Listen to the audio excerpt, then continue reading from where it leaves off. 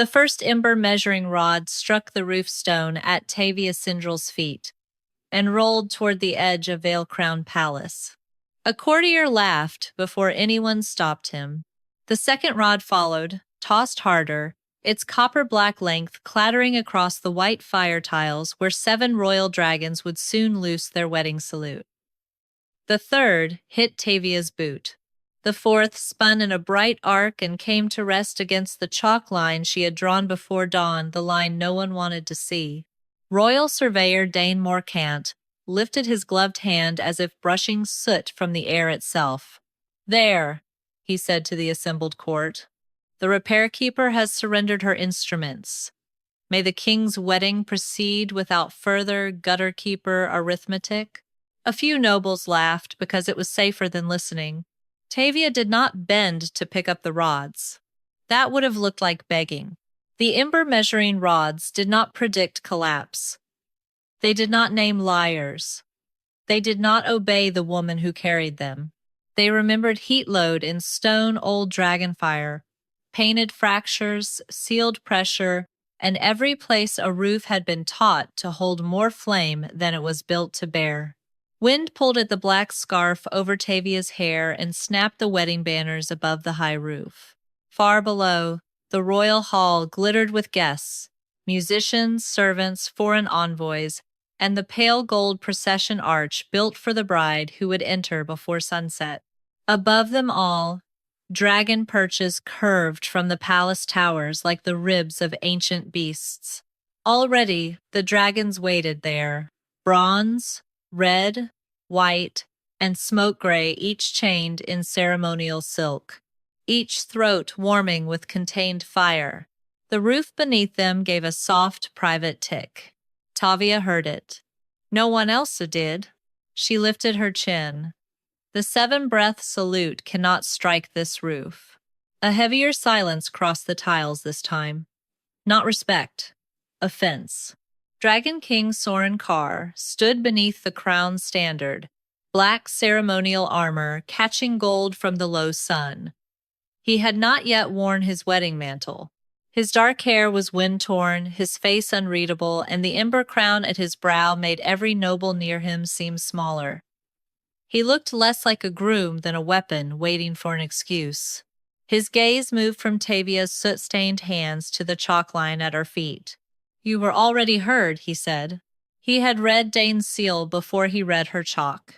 That was the order kings preferred when truth came with dirty hands.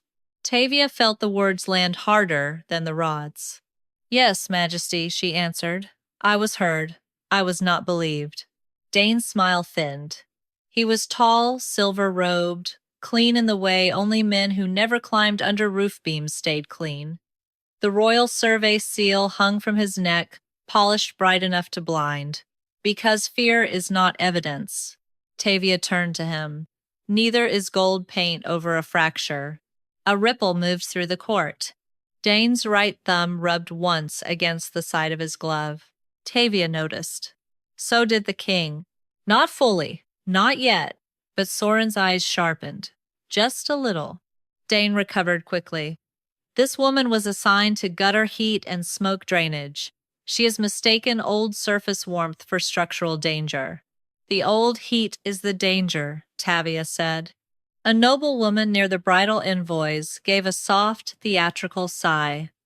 "She speaks like a chimney." "She smells like one," someone muttered. The laughter was brief, polished, and cruel. Tavia kept her hands open at her sides. Ash had settled beneath her nails, in the creases of her palms, along the old burn scar crossing her wrist. She had washed before climbing to the high roof. It had not mattered. The palace always left its dead heat on her. Soren stepped down from the raised survey dais. The court parted before him.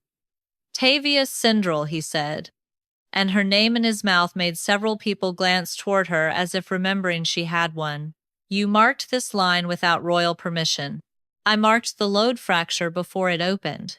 It has not opened, because the dragons have not fired yet." Dane laughed once. "Majesty, every great roof in the kingdom sings before dragonfire. She hears a common settling sound and names it doom. Tavia looked past him to the servant galleries below the roof vents. Boys in ash-gray livery were carrying wine through the upper passage. 2 kitchen women were hanging flame cloths beneath the salute windows. A bell child stood waiting near the east stair, small hands wrapped around a rope he had been told not to pull unless the roof burned. If she failed, they would die first. Not Dane. Not the court. The people beneath the stone. Clear the servant galleries, Tavia said. Dane's face hardened. You do not command palace movement. No, Tavia said. But overloaded stone does. The king's jaw tightened. Enough. That one word stopped the banners from feeling loud. Soren looked at the rods scattered near the chalk line. Dane's survey was sealed 3 nights ago. The roof was declared fit for 7-breath ceremonial fire. By a man who has never slept under a leaking flame rib, Tavia said. Gasps rose this time, sharp and genuine. Dane stepped toward her. You forget yourself. Tavia did not move back. No, I remember too much. For the first time, Soren looked at her as if the sentence had cut through something he had not meant to expose. His eyes lowered to her burned wrist, then to the chalk line, then to the waiting dragons. A low rumble came from the western perch. The bronze dragon had opened one molten eye. Dain turned quickly. Too quickly. The beasts grow impatient. Majesty, delay now will insult the bride's house, weaken the treaty, and shame your reign before every southern envoy. There it was. Not safety. Not truth. The shape of pressure. Tavia had known it before she climbed.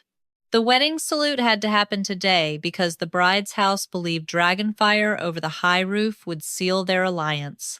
The report had to remain clean because the palace could not admit weakness before foreign witnesses. And Tavia had to be made ridiculous because a soot-stained woman with repair rods was easier to dismiss than a fracture under royal stone. Soren said nothing for too long. Tavia felt the answer coming before he gave it. Remove her from the central line, the king ordered. He did not order the dragons to wait. That was the choice Tavia heard beneath the command. The guards hesitated only a breath before they reached for her. Tavia stepped back not away from them, but onto the chalk line itself. No. The word was not loud. It carried anyway. Dane's eyes flashed. You dare refuse your king on his wedding roof? I refuse to move from the place that will break first. The nearest guard seized her arm. The roof ticked again.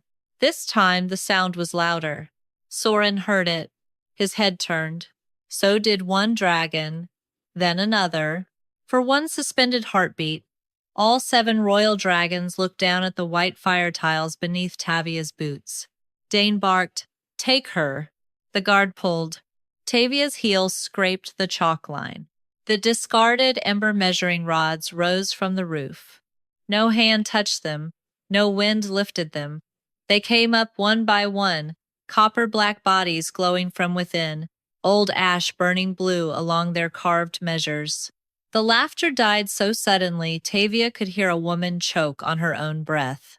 The rods turned in the air. Then they locked together. Not into a circle. Not into a crown. Not into any blessing shape known to royal ceremony. They formed a jagged line above the stone. The fracture line she had found. The hidden break she had marked before dawn. The exact path she had warned them would open when dragonfire struck. Dane went pale beneath his clean skin. His gloved thumb rubbed again, harder now, against a smear of dark ash that had appeared along the silver survey seal at his chest. Soren saw it. This time, fully. "Let her go," the king said. The guard released Tavia at once. The rods burned brighter. Heat spilled across the roof in a copper shimmer, and every chalk mark Tavia had made flared white. The rods did not draw her chalk. They answered the heat trapped beneath it. The royal court backed away in a wave. Tavia turned not to Dane, not even to the king, but to the bell-child by the east stair. "Pull the service bell," she said. "Clear the galleries." Dane snapped. "No one moves without royal command." Soren did not look away from Tavia. "Pull it." The child yanked the rope. Far below, the repair keeper bell screamed through Vaelcrown Palace. Not the wedding bell. Not the royal alarm. The small iron bell no noble had heard in years, the one meant for smoke boys, roof maids, gutter hands, kitchen carriers, and everyone whose life depended on warnings being believed before kings saw fire. Tavia closed her burned fingers around the rod. The roof beneath her answered. A thin black crack opened exactly under the first chalk mark. Then it ran forward, fast as a drawn blade, straight toward the royal hull below. Soren looked from the black crack to Dane's ash-stained survey seal. His voice did not soften. Who painted over the fracture before the seven-breath salute was approved? Dane Morcant answered before the crack reached the first salute tile. "Gold fire paint is standard roof reinforcement," he said, voice sharp enough to cut through the repair bell still screaming below. "Not concealment." The crack ran another handspan. Nobles stumbled back from the black line, cutting across the white fire tiles. Above them, the seven dragons shifted on their perches, ceremonial chains chiming as heat gathered in their throats. The salute had not begun, but the roof already knew what was coming. Tavia Cindrel did not look at Dane first. She watched the crack. A roof did not fail like a frightened animal. It remembered weight. It remembered fire. It chose the weakest truth and opened there. The first ember measuring rod lay hot in her burned hand. The others hovered low above the stone, not accusing, not explaining, only trembling toward buried pressure. They were instruments. Old ones. Honest ones. But they were useless to anyone who could not read what heat had left behind. Soren Karr's eyes remained on Dane's ash-stained survey seal. "I did not ask what gold fire paint is called," the king said. "I asked who painted over the fracture before the seven-breath salute was approved." No apology entered his voice. Tavia was glad of it. An apology would have been too clean, too early, too easy for a king who had ordered her removed from the place that was breaking. Dane bowed just enough to honor the crown without surrendering ground. "Majesty! Every royal roof receives gold fire paint before a treaty salute. It reflects dragon heat away from the stone and prevents surface shock." "Surface shock," Tavia said. Dane's gaze snapped to her. "Yes, a repair keeper may not understand ceremonial preparation. I understand layers." A few people turned toward her despite themselves. Tavia crouched beside the crack before any guard could stop her. Heat rose through the black line with the taste of hot copper and old ash. She lowered the rod until its carved measures hovered above the nearest tile. The copper-black metal did not flare. It darkened. "That is not fresh ceremonial heat," she said. "That is trapped load." Dane gave a cold laugh. "Pretty words." Tavia tilted the rod and dragged the blunt end lightly across the edge of the gold paint. A thin curl of gilded dust lifted from the tile. Beneath it, the old stone showed gray-white, then blackened red along a hairline break. The court went quiet in pieces. Soren stepped closer. "Explain." Tavia did not soften her voice for him. "Gold fire paint sits above the last surface work. If it had been applied before my repair chalk, my chalk would lie over the paint. It does not." Dane's jaw tightened. "Your chalk is not royal survey authority." "No," Tavia said. "It is repair warning, older than ceremony, meant for hands that climb before crowns arrive." Dane turned toward Soren. "She admits it. Her markings have no authority over my sealed survey." Tavia looked at the silver seal against his chest. The ash smear had spread along its lower edge, not ordinary soot, old roof ash. The kind that clung only when heated paint was pressed wet over damaged stone, then sealed before cooling. Your seal touched fresh gold paint, she said. Dane smiled without warmth. Surveyors inspect surfaces, not with the underside of the seal. For the first time, his thumb stopped rubbing. Soren saw that too. Below the vents, servants were finally moving through the galleries. Smoke boys, kitchen carriers, roof maids, old lampmen with shaking hands. The nobles still looked offended. The bride's envoys whispered behind jeweled sleeves. The people under the roof were moving. That mattered more.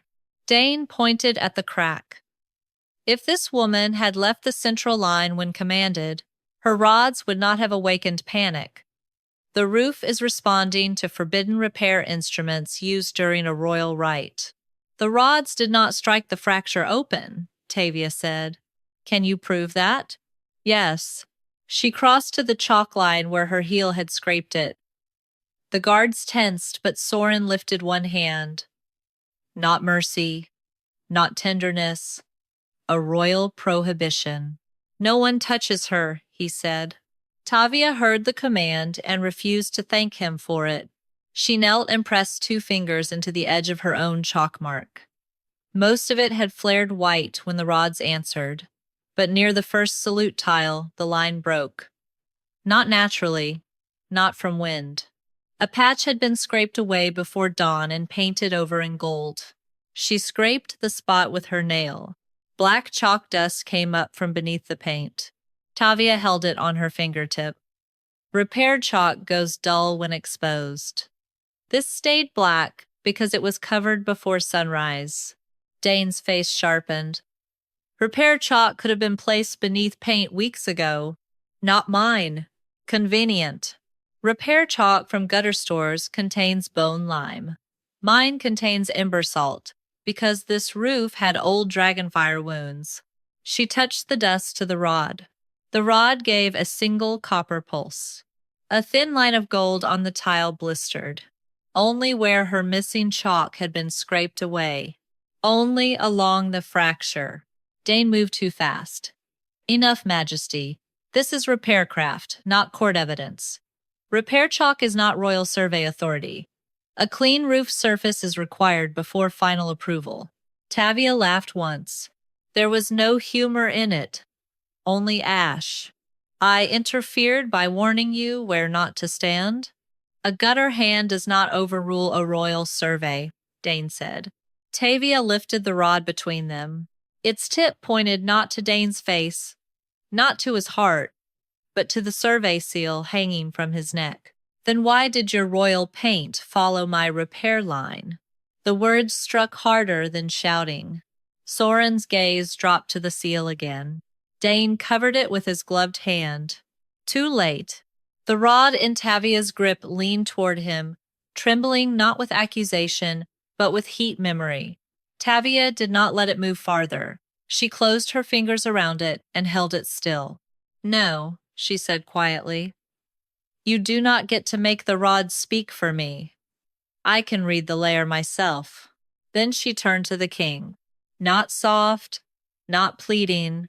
The fractured chalk was marked before dawn. Someone scraped it away. Gold fire paint was laid over the break, while the chalk dust was still active. That means the roof was not reinforced by mistake. It was covered. Dane's voice cracked just enough to betray pressure. Repair speculation. Tavia looked back at the blistered tile, the black dust on her fingers, and the gold paint raised in a perfect, jagged path. Then the second ember measuring rod dropped from the air and struck the tile beside the missing chalk. The gold split open in a line of bright, burning letters no noble could pretend not to read. Gold fire paint applied over fracture after repair chalk was removed. Soren looked from the burning letters to Dane's sealed survey tablet. His voice did not soften.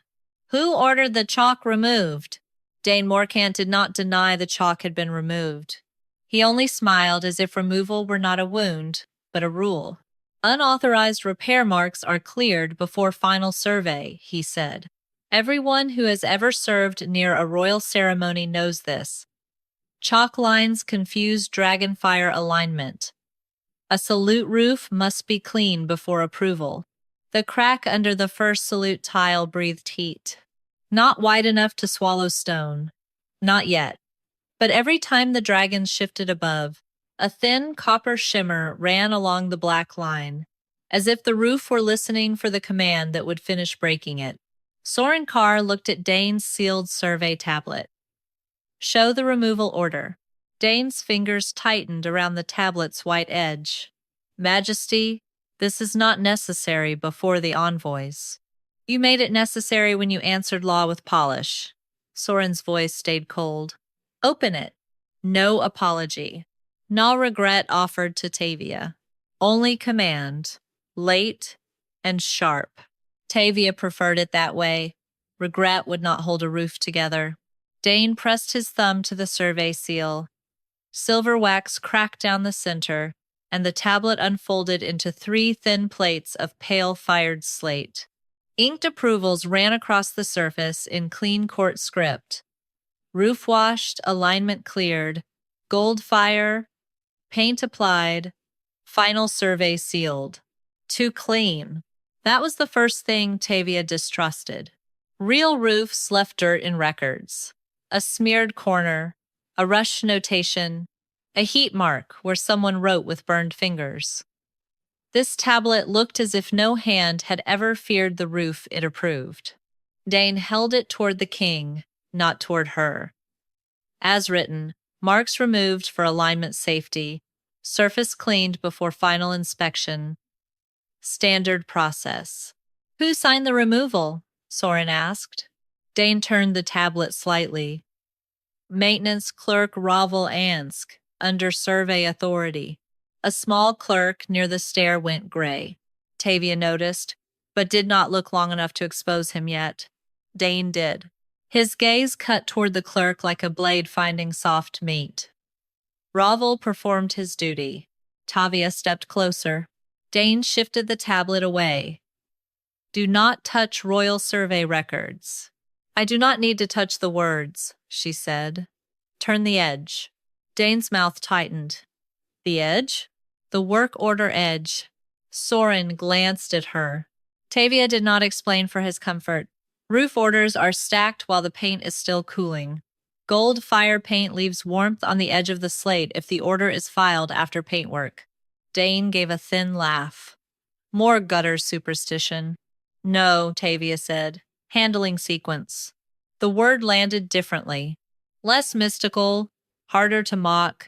Soren held out his hand. Give her sight of the edge. Dane did not move.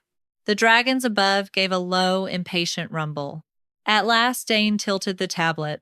Tavia leaned in, keeping her burned hands behind her back, so no one could claim she altered it. The ember measuring rod in her palm hummed once, but she closed her fingers around it and held it still. No, she murmured. Not yet, Dane heard. His eyes narrowed. Tavia looked at the tablet edge. There, beneath the clean white surface, was a faint brown-gold line where heat had kissed the slate after filing. Near it clung a grain of black dust. Not soot, not roof ash, chalk, Herr Chalk. Dane said quickly, Final survey requires clean roof surface.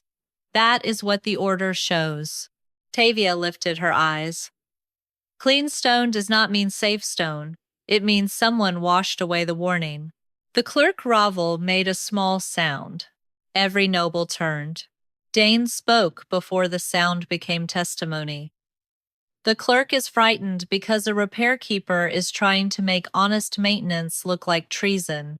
Tavia looked at Ravel then. He was young, narrow-shouldered, with ink stains on both cuffs and terror all over his face. Not guilty terror, used terror, the kind that came from signing under another man's shadow. She did not ask him to speak. Not yet. Instead, she pointed to the tablet edge. This order was warmed after gold paint was applied. Dane snapped, Impossible. The order came first. Then the edge would be cold, white. Slate holds heat unpredictably. Not on the filing side. Tavia looked toward Soren. Survey tablets are stored upright. Only the filed edge touches the cooling rack. If this order had been written before paintwork, the edge would carry storage dust. It carries fresh paint, heat, and scraped chalk. Soren took the tablet from Dane. Dane's face changed for less than a breath. Too quick for most. Not for Tavia. The king turned the slate toward the low sun. The pale edge caught light, and the brown-gold heat lines showed clearly. Beside it, black chalk dust clung like a secret that had not been swept deeply enough. "Read the filing mark," Tavia said. Diane's voice hardened. "Majesty, she is directing the crown now?" Soren did not look away from the tablet. "She is reading what you sealed." That was not an apology either, but it was the first true thing he had given her. On the tablet's lower corner, beneath the survey wax, a small heat stamp began to darken under the sun. Not magic enough to accuse. Not alive enough to choose. Just the old palace filing mark responding to pressure and light. Tavia read it before anyone else could. "Removal order filed second bell before noon." Dane said, "Yes. Before final survey, as required." Tavia pointed to the larger seal above it. "Final survey sealed third bell afternoon."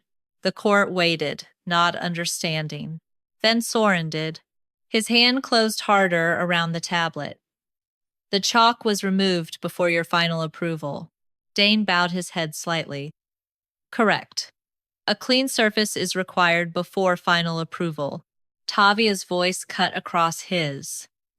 "No, the warning was removed before the roof was declared safe." The crack below them snapped another inch forward. This time, a thin flake of gold fire paint leapt from the tile and landed against Dane's boot. He did not step on it. He stepped away from it. Tavia saw the fear before he buried it. The ember measuring rod in her grip warmed, but she did not raise it. She did not need it to speak. The tablet had already done enough. Soren lifted the survey slate so every envoy, noble, guard, and roof servant could see the marks in their order. At the bottom edge, the heat stamp burned darker. Letter by letter, chalk removal order filed before final survey was sealed. Dane did not answer who ordered the chalk removed. He only turned the question into procedure. A bronze dragon coughed sparks onto the western perch. The sound was small. The reaction was not. Every guard on the high roof turned toward the beast, hands tightening on spear shafts, while the bridal envoys drew back beneath their white veils. The dragon's throat glowed once, then dimmed, restrained only by the ceremonial handler whispering old commands through clenched teeth. The seven-breath salute was still waiting. So was the roof. Tavia Cindrel looked away from the burning filing mark on the tablet and toward the nearest salute tile. The crack had not widened, but heat had begun to gather beneath the gold fire paint in uneven patches. Not a smooth ceremonial sheen. Blisters. Small, round, swelling, old wounds waking under pretty skin. Dane Morcant saw her notice.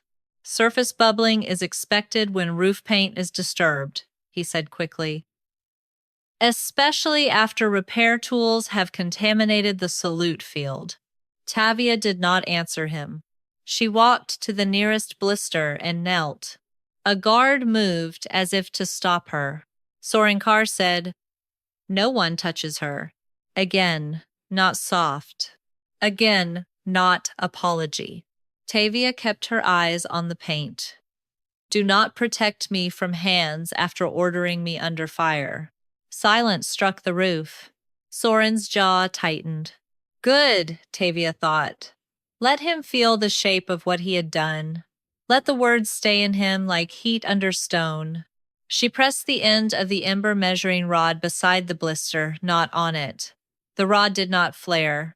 It cooled, turning almost black. Tavia breathed once through her nose. "Old burned pocket," she said. Dane scoffed. "Impossible. This section was restored last winter."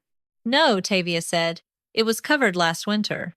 And my chalk was removed because the old wound would have proved it before the salute." She scraped the blister's edge with the flat of the rod. A thin gold skin peeled away.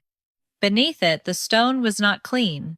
It carried a sealed crescent of black-red glass, melted into the tile from an older dragonfire strike. Several roof servants made the sign of cracked flame. They knew what it meant. The nobles did not. Soren stepped closer. "Explain the mark." Tavia looked up at him. "Dragonfire does not leave a burned pocket unless the first wound was never released.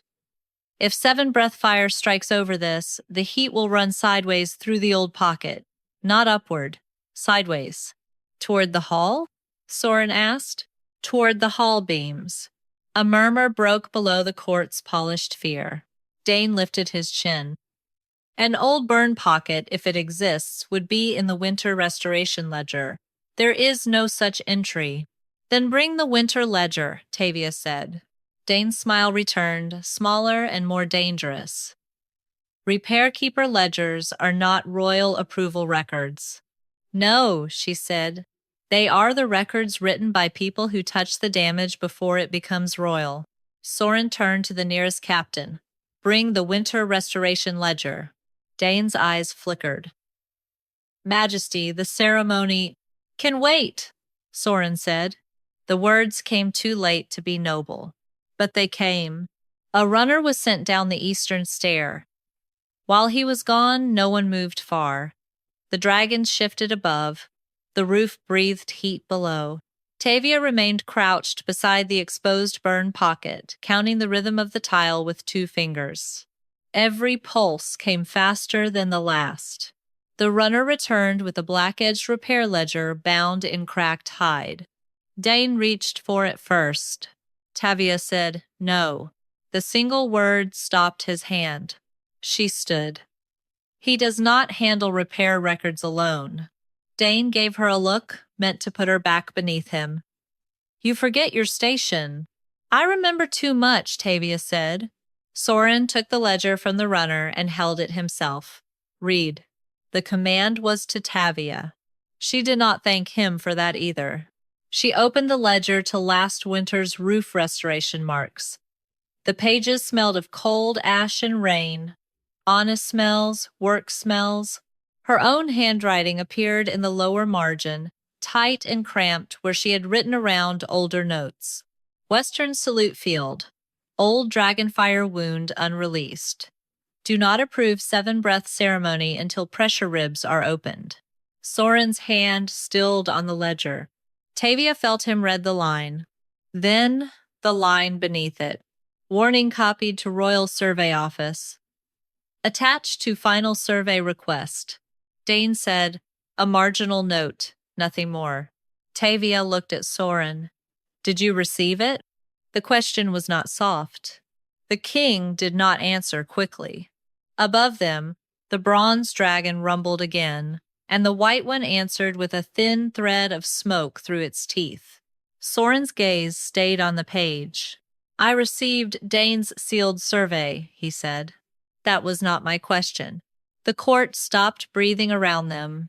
Soren looked at her then, not as king to gut her hand, not yet as man to woman, as someone standing at the edge of a truth he had helped bury because it had arrived without polish.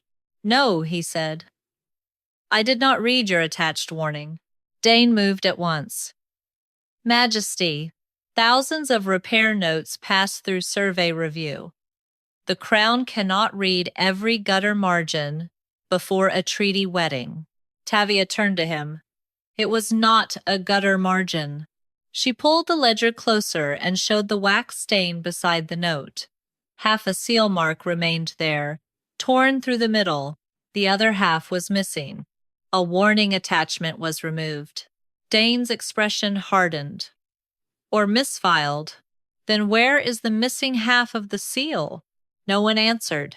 Soren looked down at Dane's sealed survey tablet, then at the torn wax beside Tavia's warning. His face did not soften. It went colder. That was worse. He opened Dane's final survey tablet again and turned the lower plate toward the sun. At first, nothing showed but clean script and royal approval. Then heat from the cracked roof rose through the slate, and a torn crescent of wax darkened along the back edge. The missing half, still pressed beneath the final approval seal. Tavia felt the court understand all at once. Dane did not confess. He only stepped back from the ledger as if distance could save him. The ember measuring rod in Tavia's hand pulsed once, but she did not lift it. She did not need to. Soren read the hidden pressure mark aloud, each word colder than the last. Tavia Cindrel's warning was attached to the final survey. The bronze dragon above them opened its mouth. Gold fire gathered behind its teeth, and on the back of Dane's sealed tablet, the missing wax burned black around one clear line. Warning received before roof approval. Soren looked from the blackened wax to Dane Morcant. His voice did not soften. Who removed the warning before it reached my table? The bronze dragon's handler shouted the old restraint command too late. Gold fire spilled between the beast's teeth, not a full breath, not yet, only a thin ribbon of flame, but the high roof answered as if a hammer had struck beneath the tiles. The crack flashed copper. Tavia Cindrel dropped to one knee and slammed the ember measuring rod across the nearest pressure rib. Down, she ordered. The handler obeyed before pride could kill him. He yanked the bronze chain hard, and the dragon's head snapped aside. The ribbon of flame cut harmlessly into open air instead of the salute field. A shower of gold sparks rained over the western edge of the palace. Below, someone screamed. Not from fire, from seeing how close it had come. Soren Karr did not look away from Dane Morcant. Who removed the warning before it reached my table? Dane did not look at the blackened wax. He looked at the king, which was cleverer. Majesty, the warning attachment was received by the Royal Survey Office, he said, not by the crown. That distinction matters. Tavia rose slowly. Her burned hand still held the rod against the pressure rib. She could feel heat traveling beneath the tile, not upward, but sideways through the old burn pocket she had exposed. The roof was trying to carry dragonfire the way a wounded man tried to carry a shield with the wrong bones. Soren's voice stayed cold. You expect that answer to save you? I expect law to remain law even during panic, Dane said. Survey offices receive repair warnings every season. The crown receives final summaries. A king cannot be buried under every gutter note before a treaty ceremony. Tavia looked at him. Clarity is not what you call removing the only line that could save the people below. Dane's eyes cut toward her. You speak as if court copies are made by criminals. No, Tavia said. I speak as if clean copies can kill. The words moved through the court more quietly than fear. The nobles did not laugh now. They watched the cracked roof, the restless dragons, the blackened wax, and the soot-stained woman they had called arithmetic. Soren turned the sealed survey tablet over in his hand. Where is the crown copy? Dane's pause was small. Tavia heard it anyway. At the royal dais, he said, filed with the ceremony approvals. Bring it, Soren ordered. A guard ran. Dane stepped nearer to the king, lowering his voice, but not enough. Majesty, if you open crown records before foreign envoys, you make palace administration look rotten. Soren looked at the crack. The roof is doing that already. Tavia did not smile. She kept one hand on the pressure rib and watched the heat direction. The exposed burn pocket pulsed under the gold paint. Every pulse leaned toward the hall beams. If the 7-breath salute began, the fire would not break the roof all at once. It would race under the paint, enter the ribs, and burst downward through the ceiling where the servants had been hanging flame cloths less than an hour ago. The guard returned with a flat white tablet bound in royal ribbon. Not Dane's survey tablet. The crown copy. Clean, bright, ceremonial. Dane reached for it.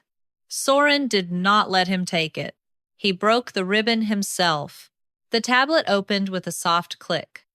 Polished script gleamed across the inner plate. Roof approved. Surface aligned. 7-breath salute permitted. No structural restriction. No warning. No attachment. No mention of pressure ribs. Tavia felt the old, familiar cold enter her chest. Not surprise. Recognition.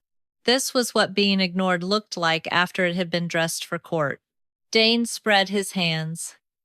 As I said, crown copies are summarized for clarity before ceremony. For clarity, Tavia repeated. Yes, Diane said. A king requires decision, not every anxious note from every repair hand with soot beneath her nails. Tavia stepped toward the crown copy. Soren's guards shifted. Soren said nothing. This time, he did not need to. Tavia stopped close enough to see the tablet's backing. Turn it over. Dane sighed. More edge reading? Backing this time. Soren turned the tablet. The back was smooth white slate, except for a faint shine near the upper corner where wax had once been pressed and lifted away. Tavia bent without touching it. The ember measuring rod in her hand warmed, but she held it at her side. She would not let the rod become the witness when her eyes were enough. There, she said.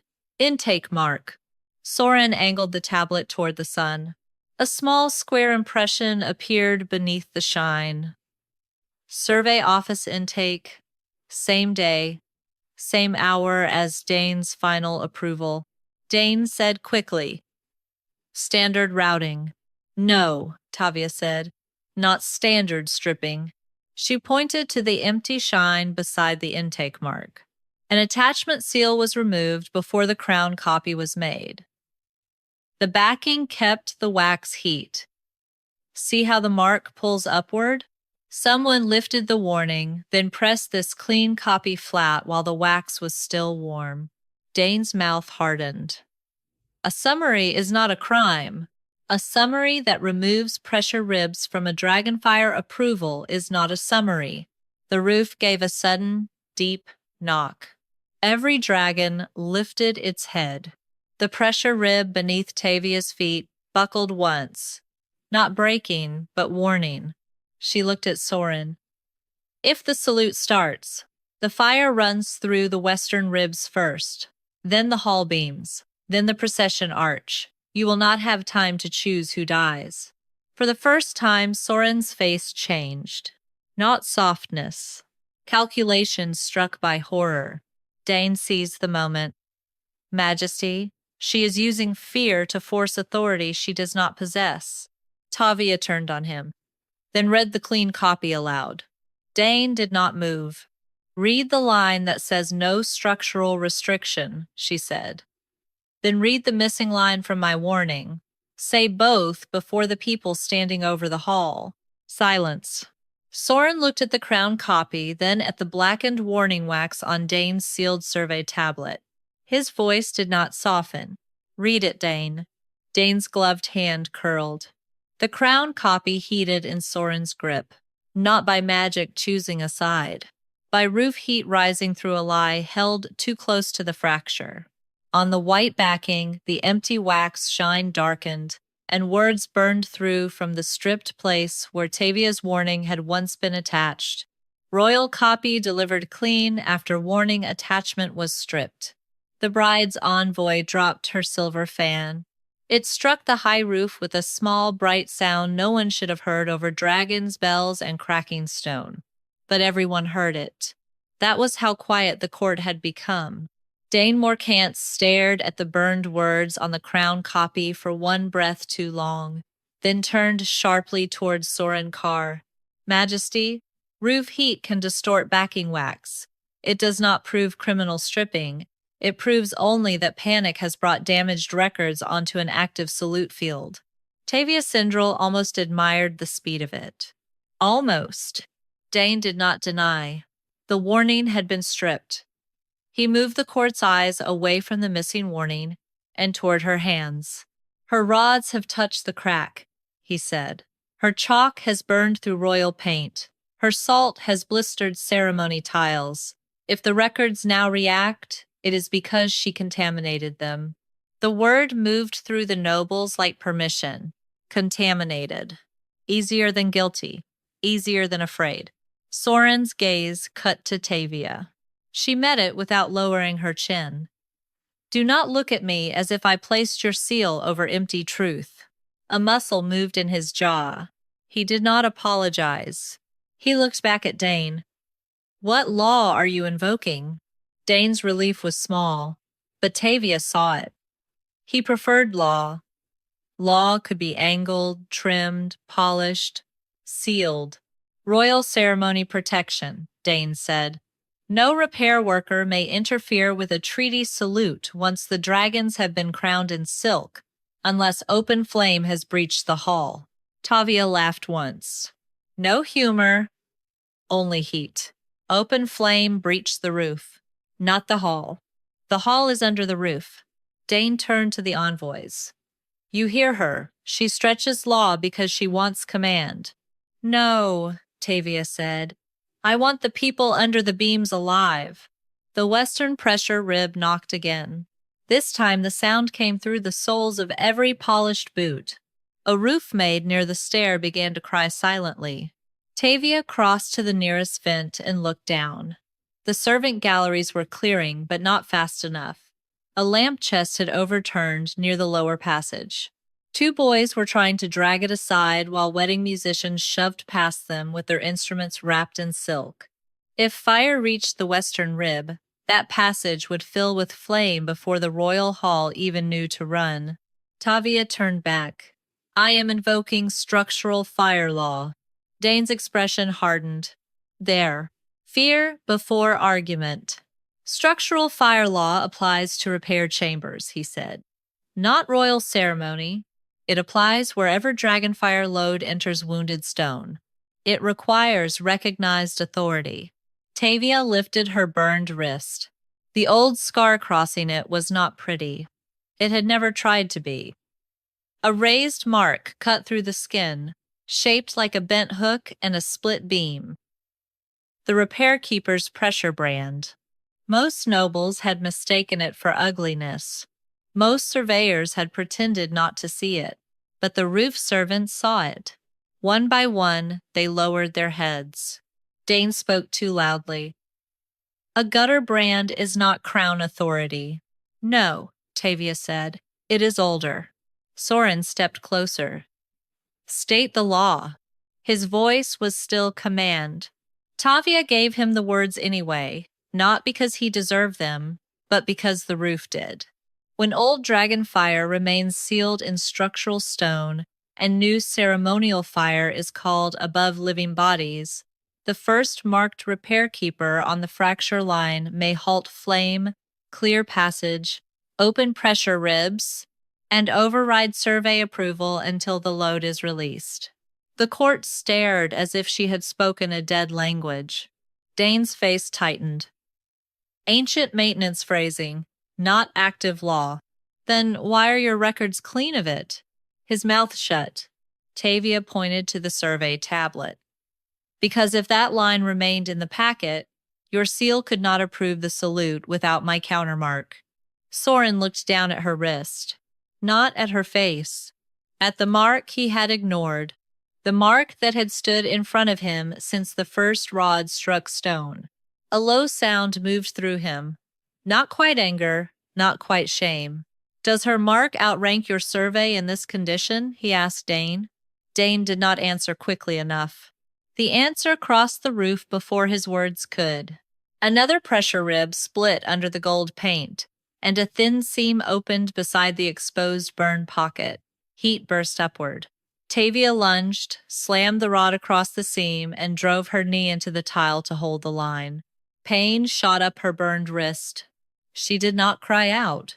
"Clear the west passage," she shouted to the servants below. "Leave the lamp chest, move!" This time no one waited for a noble command. Feet thundered under the roof. Dane seized the moment. "Majesty, she has assumed command before legal confirmation. Arrest her, and I will authorize a controlled release myself." Tavia looked at him over the glowing seam. "You do not know where the pressure ribs open. I have the survey. You have a clean lie." Soren turned toward the handlers. "Hold the dragons," Dane snapped. "If you halt the salute under her authority, you insult the bride's house and admit the crown approved a dangerous roof." Soren's eyes stayed on Tavia's shaking arm. For the first time, his command did not arrive easily. Tavia felt the roof pressing upward beneath her rod. She could hold it for breaths, not minutes. "Soren Karr," she said, using his full name without permission. "Choose after the hall is empty, not while people are under your mistake." The words struck him. "Good. Let them."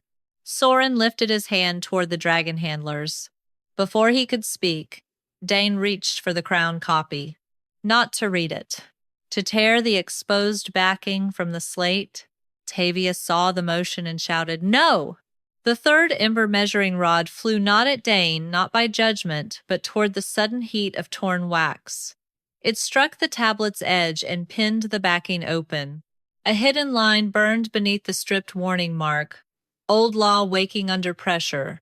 Repair keeper countermark required before 7-breath approval. No one spoke after the hidden law burned open. Repair keeper countermark required before 7-breath approval. The words glowed beneath the pinned backing of the crown copy, bright enough to stain Dane Morcant's gloves gold. Tavia Cindrel kept the ember measuring rod braced across the split-pressure rib. Her arm shook from the force rising through the stone, but she did not let the rod lift. Beneath her knee, the roof pulsed like a living wound. Soren Karr looked from the burned law to her marked wrist. "Then the approval was incomplete," he said. Dane answered too quickly. "Only if a valid repair keeper was present to countermark." Tavia looked up. There it was. The next blade. Dane straightened, recovering himself in the only place he still had room: paper. Structural fire law requires an active, registered repair keeper, not merely anyone with an old pressure brand. Soren's voice stayed cold.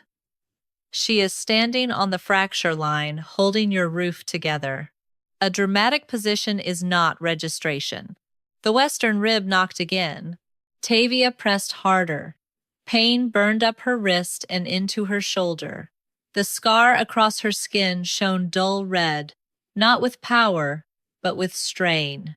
Soren saw it. He took one step toward her. "Do not," Tavia said. He stopped. She did not have breath to soften the words. "If you come close enough to look guilty, they will call it protection instead of proof." Something dark crossed his face. Dane heard opportunity. "Majesty, you see? She understands spectacle. She has built it beautifully. The rods, the chalk, the bell, the law line, every step places her in the center." "The roof placed me here," Tavia said. "No," Dane said. "You placed yourself where frightened people would look." A few nobles shifted. Not agreement yet, but doubt was lighter than guilt, easier to carry. Soren turned to Dane. "Produce the active register." Dane inclined his head. "Gladly." He gestured to a survey aide near the stair. The man ran, face pale, and returned with a narrow slate roll sealed in blue wax. Not royal white, survey, office blue. The color of internal authority, clerks, rosters, removals. Tavia recognized it before Dane opened it. Her stomach went cold. Dane saw that too. He broke the wax and unrolled the slate across his arm. Names appeared in neat heat ink, each with rank, mark, and active roof assignment. Tavia knew most of them. Old Harith with the missing thumb, Linnet who sang when vents clogged, Voss who had fallen 2 winters ago and still limped when storms came. Then her name, Tavia Cindrel. A line had been drawn through it. Not in black, in royal red. Soren's eyes narrowed. Read it. Dane's voice carried cleanly over the roof. Tavia Cindrel, pressure brand acknowledged. Active roof authority suspended pending disciplinary review. The words hit harder than sparks. A roof maid near the stair whispered, "No." Tavia did not look at her. Soren asked, "For what offense?" Diane's mouth softened at the edges. Unauthorized marking of ceremonial roof stone. Disturbing pre-salute alignment. Refusal to submit repair instruments when requested by survey authority. Tavia laughed once, but it broke before it became sound. That was this morning. Diane looked at her. The suspension was entered before final approval. The court shifted again. This time the sound had teeth. Soren's hand closed around the crown copy. Show the time mark. Dane turned the slate. A small red stamp glowed beside Tavia's crossed-out name. Second bell before noon. Before the final survey was sealed. Before the crown copy was delivered clean. After her warning had been copied. Tavia understood the order of it, with sick clarity. Her chalk was scraped away. Her warning attachment stripped. Her name suspended. Then Dane's roof became clean enough to approve. Clean stone. Clean copy. Clean register. A whole palace washed of the woman who had tried to save it. Soren looked at her. For the first time, there was something in his eyes that might have become apology if the roof had allowed it. Tavia did not. Do not spend breath on remorse, she said. Use it to hold the dragons. Dane seized the register tighter. Majesty, the law is clear. A suspended repair keeper cannot halt a royal treaty salute. Her countermark was not required because her authority had been lawfully removed. Lawfully? Tavia said. Filed, Dane corrected. That is what matters in court. The pressure rib beneath her rod buckled. This time the tile split on both sides of her knee. Heat burst upward in a copper flare. Tavia gasped despite herself and leaned her weight onto the rod. The Ember Measuring Rod bent, not breaking, its old metal groaning under trapped dragonfire. Soren moved. So did Dane. Majesty, Dane snapped. If you stop the salute under a suspended workers' claim, the bride's house can call treaty breach. If I continue it, the hall burns, Soren said. Allegedly. Tavia looked down through the vent near her left hand. The west passage below was almost clear. Almost. One old lamp man had fallen near the overturned chest. A roof maid was trying to pull him up. There was no time left for registers. Tavia pushed herself to her feet, keeping the rod pressed down with both hands. The western pressure rib has to be opened from inside, she said. Soren turned to her. Inside where?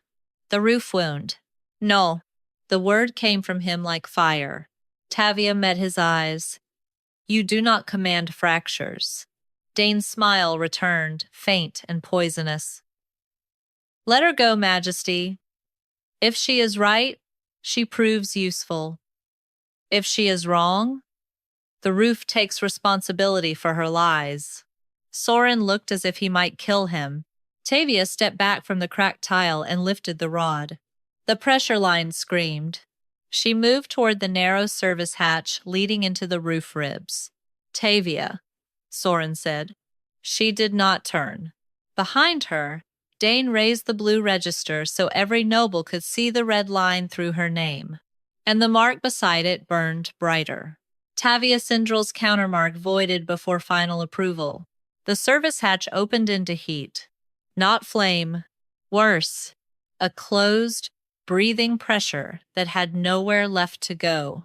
Tavia Cindrel lowered herself into the roof wound with the ember measuring rod clenched between her teeth and both burned hands gripping the iron ladder. Behind her, voices rose across the high roof. Dane Morcant calling law, Soren Karr calling restraint commands, dragon handlers shouting over chains and smoke. None of it mattered inside the ribs. In the roof wound, stone spoke first. The passage was narrow, built for repair keepers, not kings. Gold dust sifted from the seams. Old ash clung to the walls in black-red crescents, where dragonfire had once entered and never been properly released. The air tasted of hot copper, winter rain, and buried lies. Above, Dane's voice carried through the hatch. Majesty, if she enters under voided authority, any damage she causes belongs to the crown if you permit it. Soren answered, cold and clear, hold the dragons.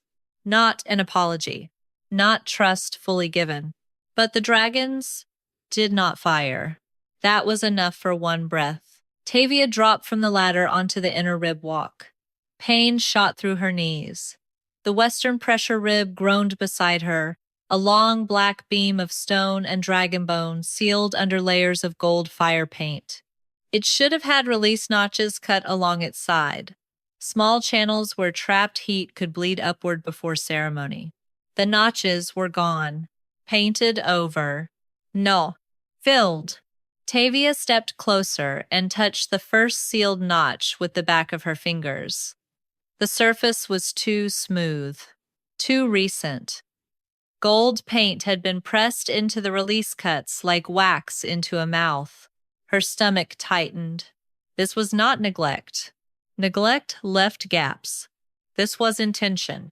The rod in her hand warmed, but she held it away from the wall. Do not tell me, she whispered. Let me see. She scraped one notch with the rod's flat end. Gold paint flaked away. Beneath it, old black heat pulsed through the dragonbone rib. A sound came from below. The lamp man. Tavia crossed to the vent slit and looked down into the western passage. The old man was still on the floor, one leg trapped beneath the overturned lamp chest. The roof maid pulled at him, sobbing silently now, her face white with smoke dust. The pressure rib beside Tavia knocked hard enough to throw ash from the wall. No more time. She shoved the rod into the first sealed notch and twisted. The metal screamed. So did her wrist. A thin line of trapped heat burst upward through the opening. Copper light washed her face, hot enough to blister skin, but it went up. Not sideways, not down toward the hall beams. Good. Again, she forced open the second notch. Above, Dane shouted, She is damaging the pressure rib. Tavia laughed through her teeth. I am giving it a throat. Soren's voice cut down through the hatch. How many?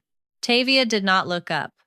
5 sealed, 3 must open before the western passage lives. Say what you need. Silence.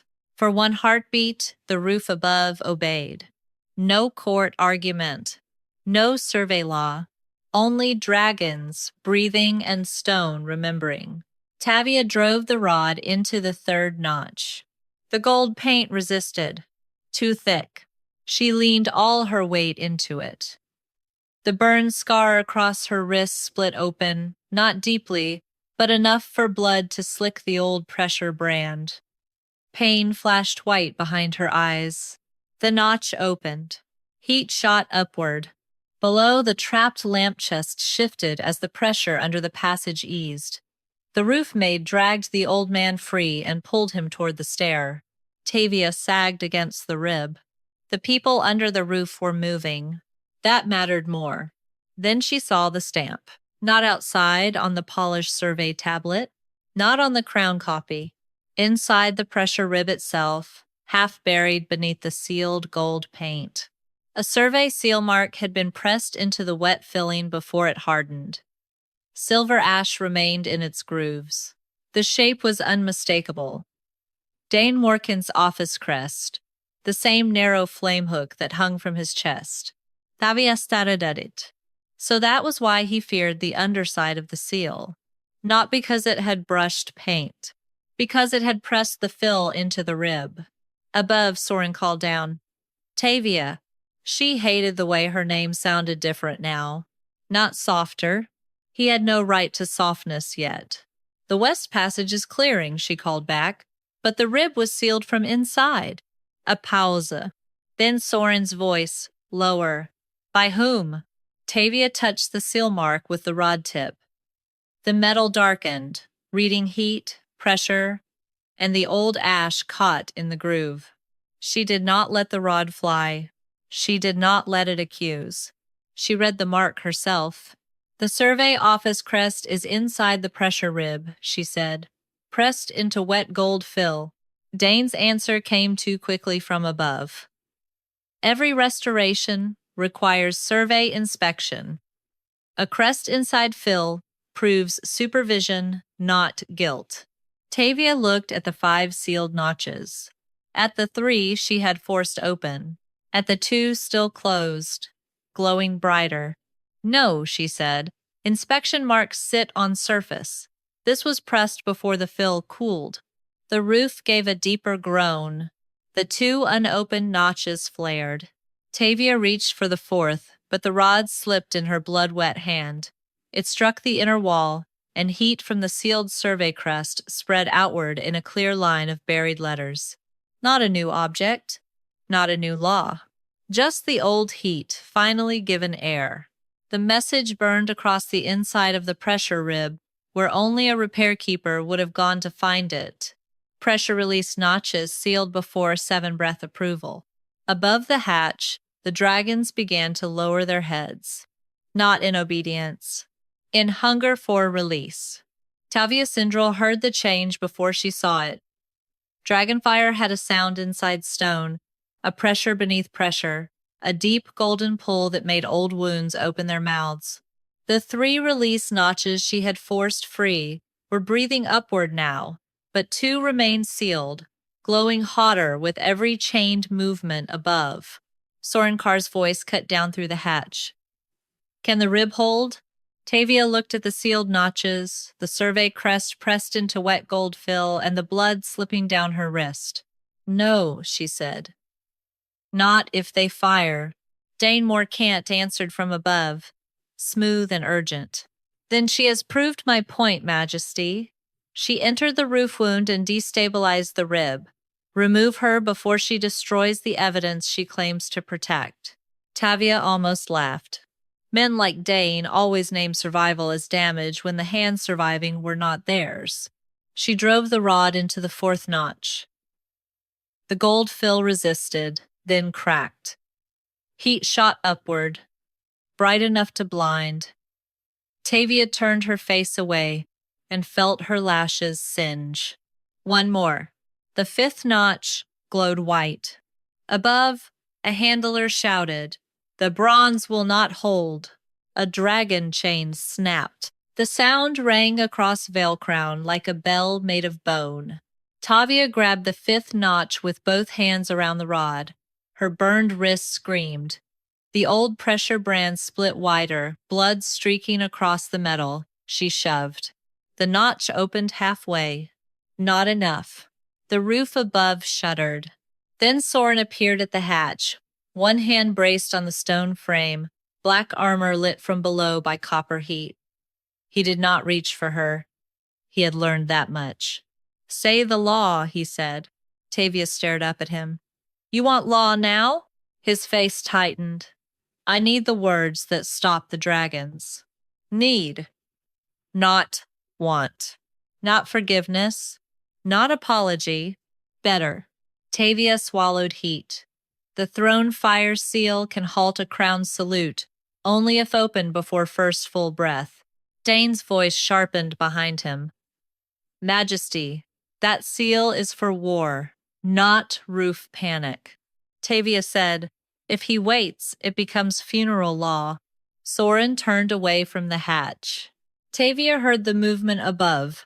Armor, boots, court panic, dragons straining against silk and chain. She pulled herself up the ladder with the rod in one hand and blood on the other. By the time she climbed back onto the high roof, The bronze dragon had broken one ceremonial restraint. Its neck arched toward the salute field, gold fire crowding behind its teeth. Dain stood near the crown copy, one hand too close to the tablet, too close to the stripped warning, too close to the proof. Tavia saw what he meant to do. "Soren!" she snapped. The king looked. Dain struck the crown copy with his heel. The white slate cracked, but did not break.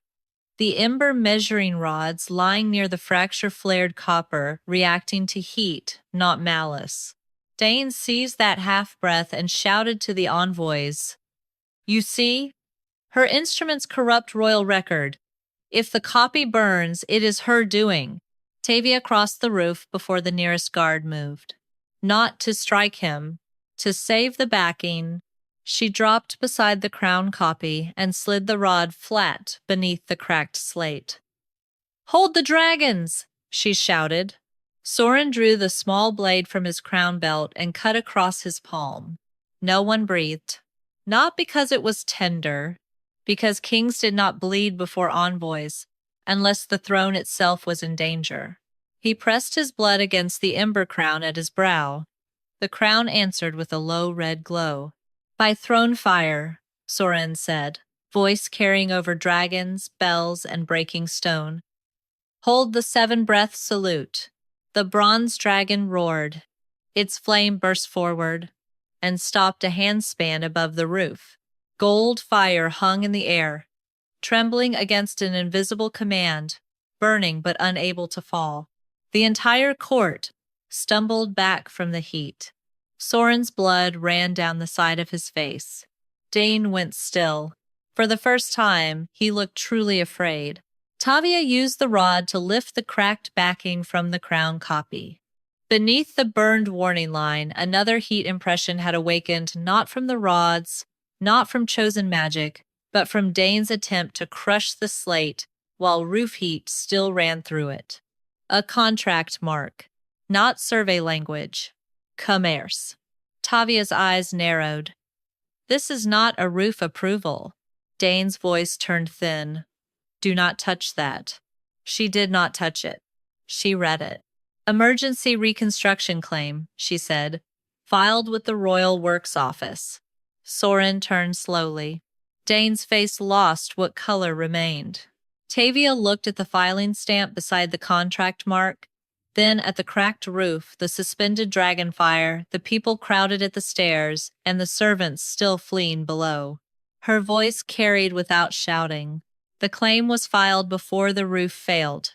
The gold fire hanging over them trembled. Soren's blood fell onto the cracked crown copy. The hidden commercial mark burned open in black gold letters. Emergency reconstruction rights claimed before 7-breath salute. Emergency reconstruction rights claimed before 7-breath salute. The words burned across the cracked crown copy while Soren Karr's blood held dragonfire trembling above the high roof. For several breaths, no one moved. The bronze dragon's suspended flame hissed against the throne fire seal, a golden storm trapped inches from the tiles. Heat rolled over the court, bending banners, drying tears, turning jeweled veils dull with smoke. Below, the last servants fled the western passage as roof maids dragged the old lampman through the stair arch. Tavia Cindrel saw them clear the passage. Only then did she breathe. Dain Morcant recovered first because men like him had practiced standing beside ruin and naming it management. "Contingency rights," he said. "Every responsible surveyor files emergency measures before a major ceremony. If the roof had failed from sabotage, the palace would require immediate reconstruction." Tavia looked at the black gold letters. The roof had not failed. It was at risk. Because you stripped the warning. Dain's eyes flashed. Because repair workers exaggerate danger to preserve their own authority. Soren turned toward him with blood running from his palm. "Your authority is over." Dain went still. The court heard it. So did the dragons. But Tavia did not let relief enter her body. Not yet. The fifth pressure notch was still only half open inside the roof rib, and the suspended dragonfire above them could not hang forever. "Soren," she said. The king looked at her. Not Majesty, not Dragon King. His name, spoken like a tool needed in a dangerous place. "The fire has to be released upward," she said. "Not held." Dane seized the opening. "You hear her?" She asked the king to release dragonfire onto a cracked roof. "No," Tavia said. "I asked him to stop aiming it at a wound." She crossed to the first salute tile, where the black crack ran like a drawn blade beneath gold paint. The Ember Measuring Rods lay scattered around the crown copy, their copper-black bodies glowing faintly from heat memory. She picked up the longest one and pointed it toward the dragon perches. "The salute line is wrong. It was aligned to a clean roof that does not exist. The fire must go through the open notches, straight upward, no spread, no ceremony." A nobleman whispered, "She commands the royal dragons now?" "No," Tavia said without looking at him. "I command the roof." The words struck harder than pride. Dane laughed once, thin and desperate. "A suspended gutter hand commands nothing." Soren lifted the blue register with Tavia's name crossed out in royal red. He held it over the cracked crown copy, where Dane's reconstruction claims still burned. "Her suspension was filed after her warning was copied and before your approval," Soren said. "It was not discipline. It was removal of the only countermark that could stop you." Dane's mouth tightened. "You cannot prove intent." Tavia stepped close enough to the crown copy to feel heat rising through the words. "Intent is what men ask for when sequence has already condemned them." The court went silent. This time, the silence belonged to her. She held out her burned wrist. The pressure brand across it had split, blood darkening the old scar.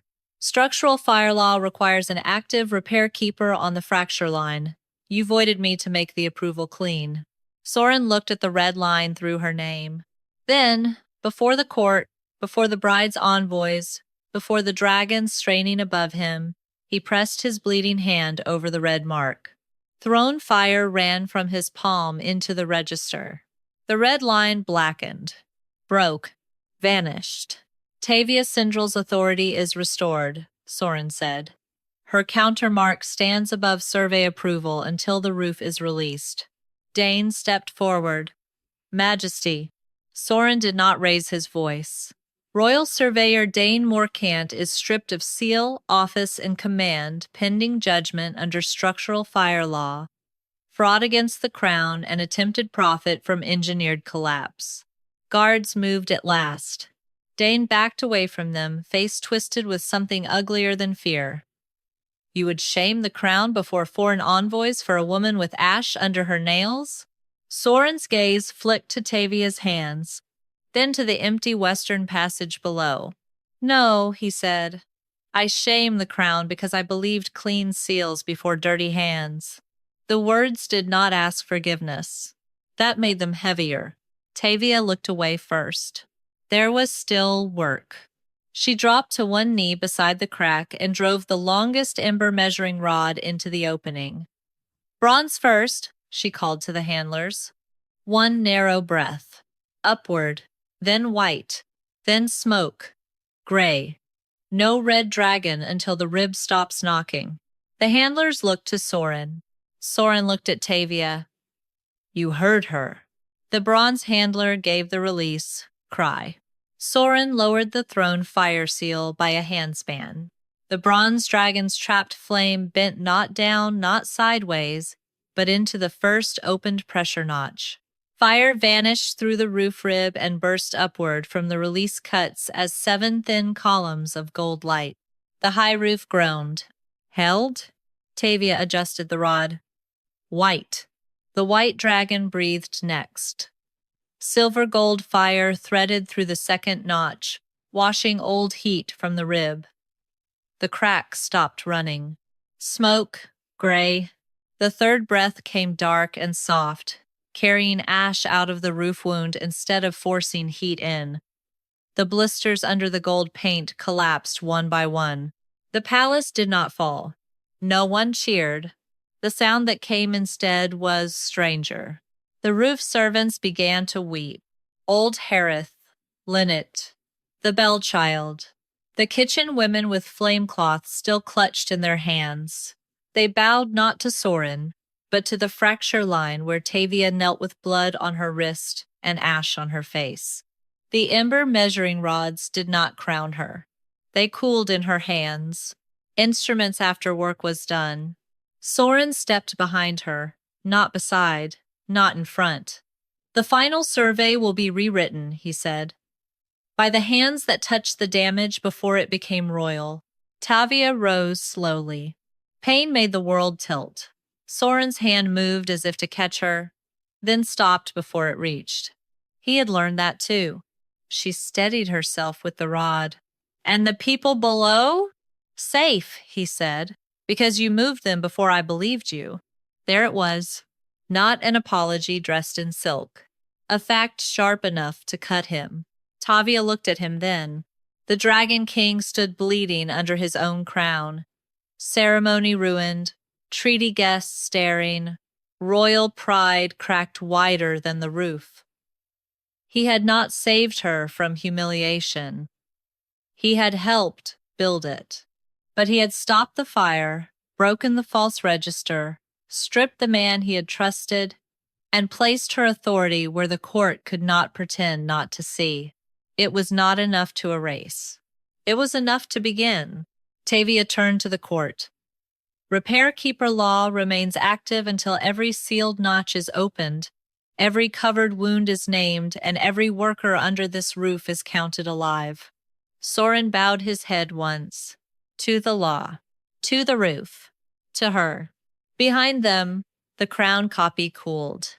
Across its cracked white face, the final burned line changed, not by choosing a bride, not by naming a queen, but by recording the correction the palace could no longer hide. Tavia Cindrel's countermark restored before the roof released fire. And for the first time that day, Vaelcrown Palace held,